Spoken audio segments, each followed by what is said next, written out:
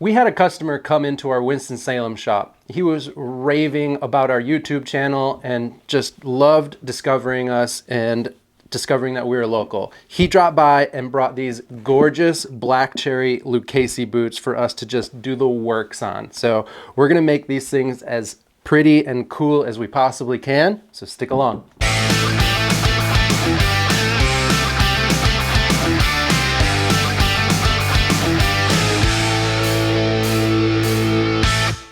As you can see, this boot has had some work done to it before. It had a half sole added to it with a new Vibram rubber heel. It's a really good heel. It's got some washers in it. That's probably the same heel that we're going to be putting back onto it. But we're going to go ahead and rip all of this stuff off and get it a whole new look.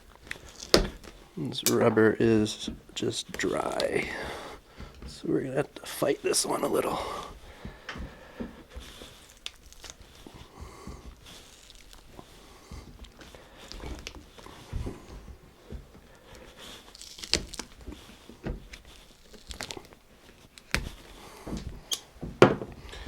But like I said, as you can see, there are little washers that are actually embedded into the rubber of the heel, and that helps hold that heel on.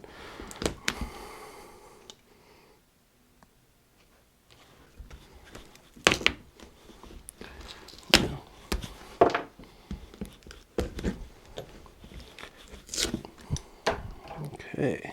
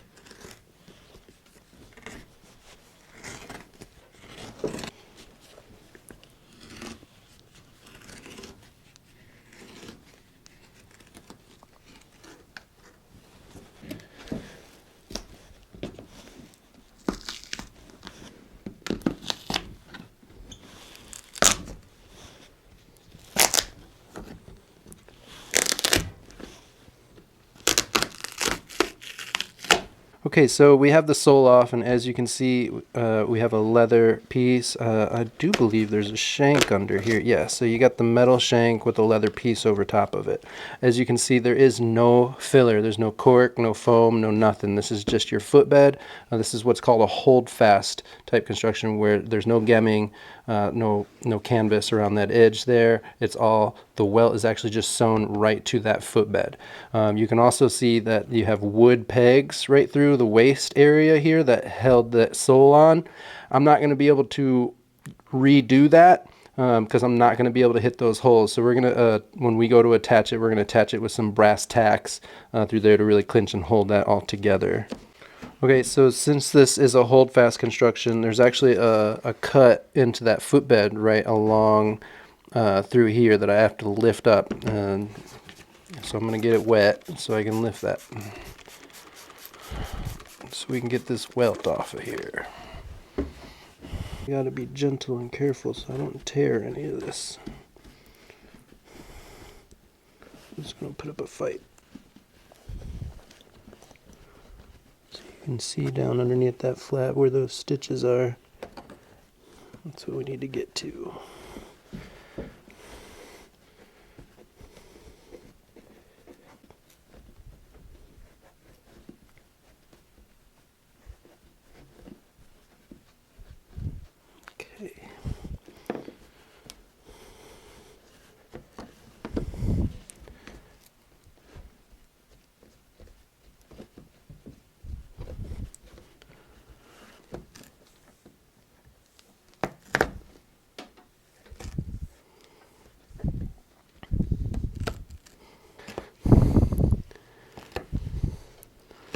This welt is in bad shape, so it's going to put up a fight too.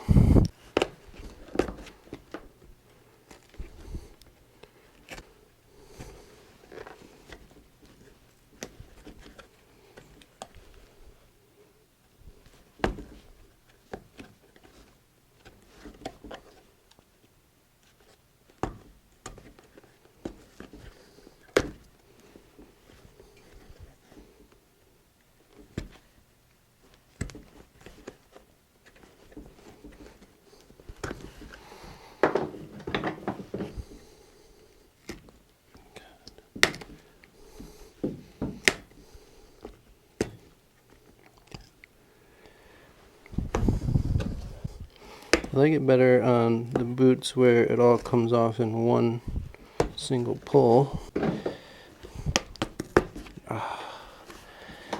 Teased me.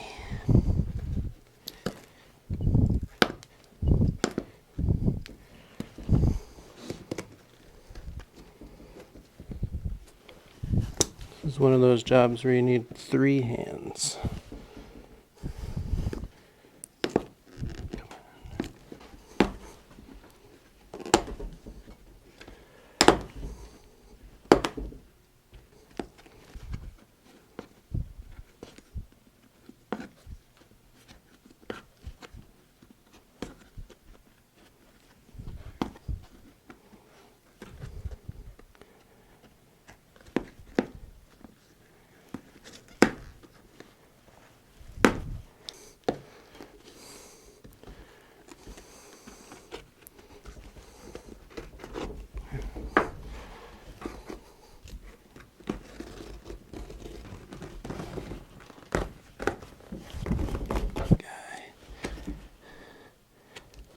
Okay, so we got the welt off completely, and as you can see, and you may have seen this in the other Lucchese video that we posted, where it has a hold fast, so they slice this insole to the side here, and then they stitch it through to the side of that insole. So no matter what, as long as that welt is intact, this boot's not going to come loose.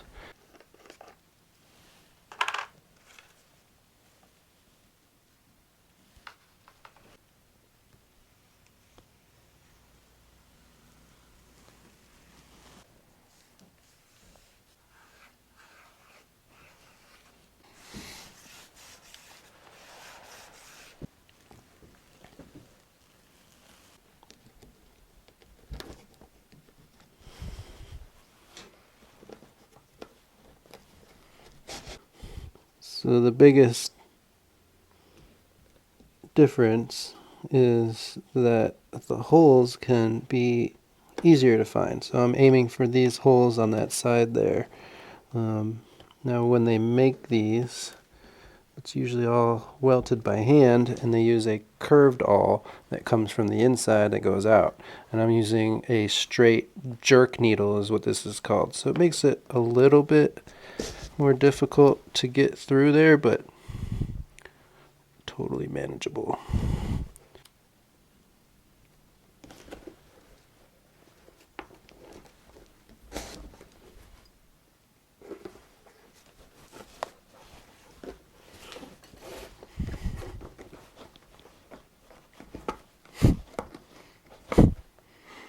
So I learned at a shoe repair convention in Chicago by a famous bootmaker, Lisa Sorrell, that these awl halves have this groove in here, so that when you're inseam stitching like this, you actually wrap the string around that, and that's what you pull on to give you that tension. And you always want to make sure this end is pointing away from your face.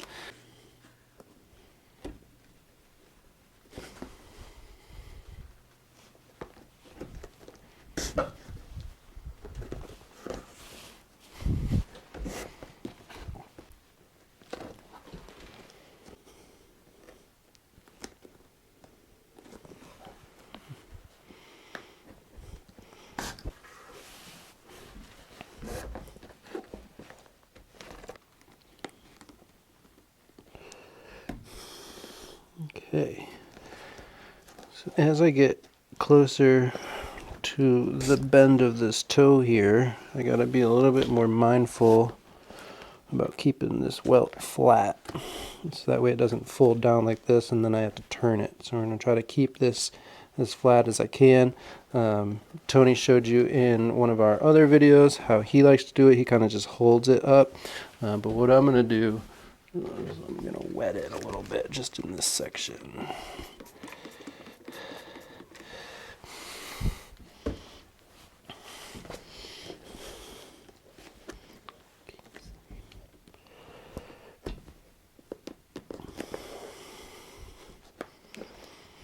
Leather is a whole lot more moldable when it's wet. And what I do is I kind of, instead of drawing it tight up against this upper, I kind of back off and give it a little bit of slack before going into my next hole.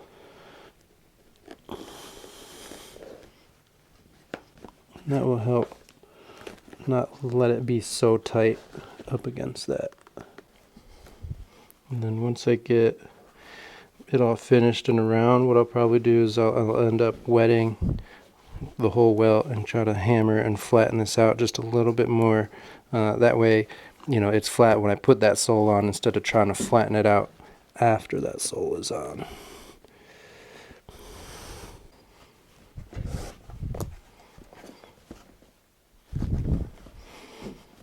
I'm doing my best not to stab my cameraman. That would be preferable.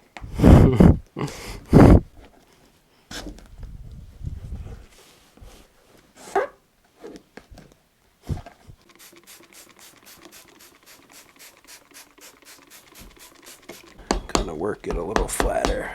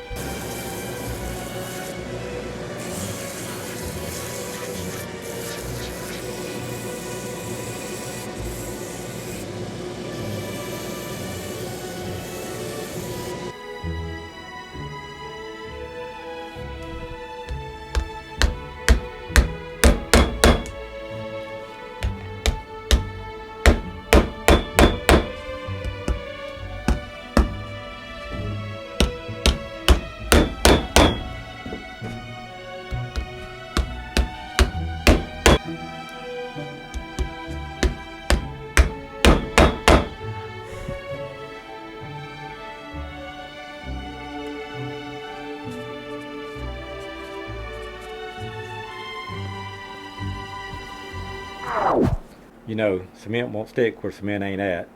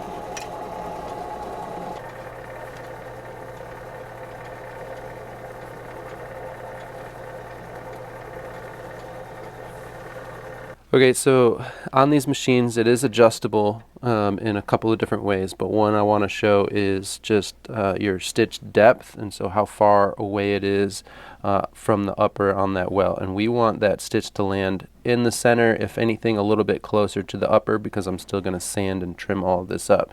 So one way that I know how to get my channel depth is by just putting it up to this machine. So I'm going to kind of preset this machine. So this table here is just a guide, and you can adjust it with this wing nut on the side here. So if I loosen this, you can get it without, there it goes.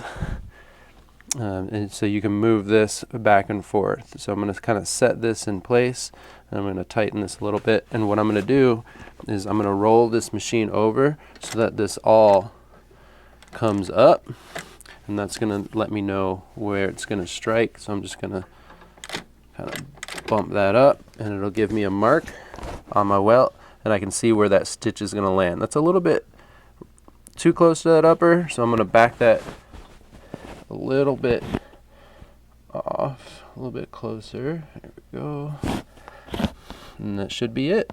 And then I'm going to put it back. I'm going to let that all drive all the way through, and that will give me my mark to where my channel needs to be. So now that I have it up against my groover here, I can line it up against my guide and see that actually I'm a little bit outside of my mark where I have the machine set on that all mark there. So what I'm going to do is I'm going to loosen this knob up here on this guide that actually Tony Wyatt himself invented. So get that to line up a little bit better with my mark and tighten it down, and we should be good.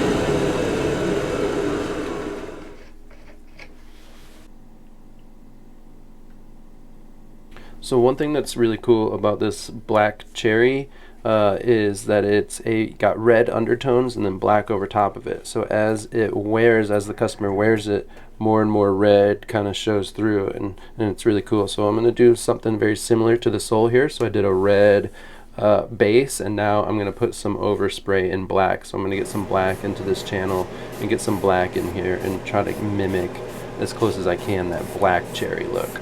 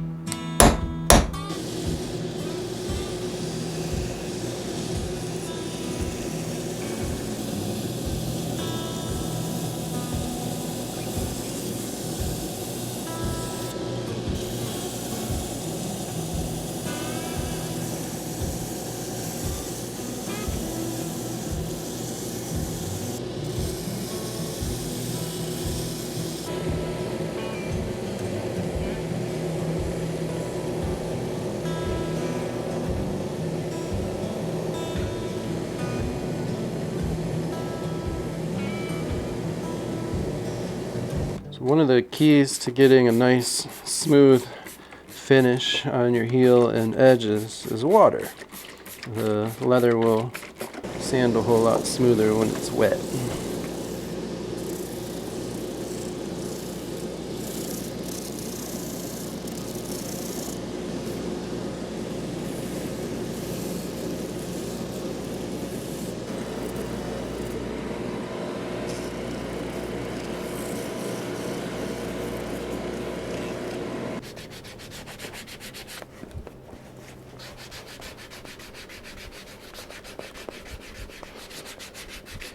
There's lots of different ways to smooth and finish your edges. Some, like bespoke shoemakers, will even use a broken shard of glass to really shave and sand that smooth. I'm going to use this drywall sponge. Get a nice smooth finish.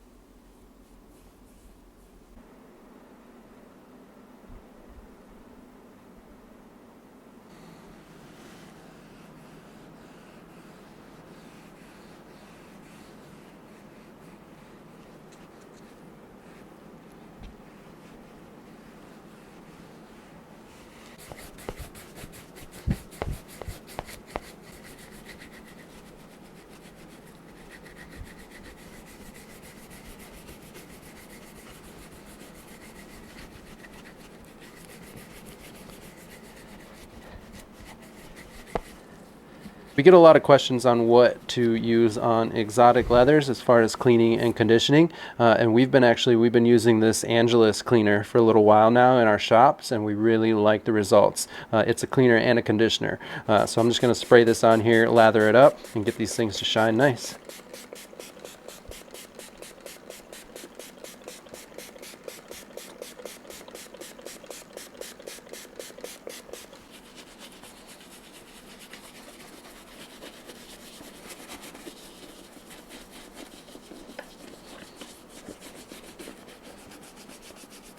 All right, there we have it. That's the finished product of these just gorgeous black cherry gator boots.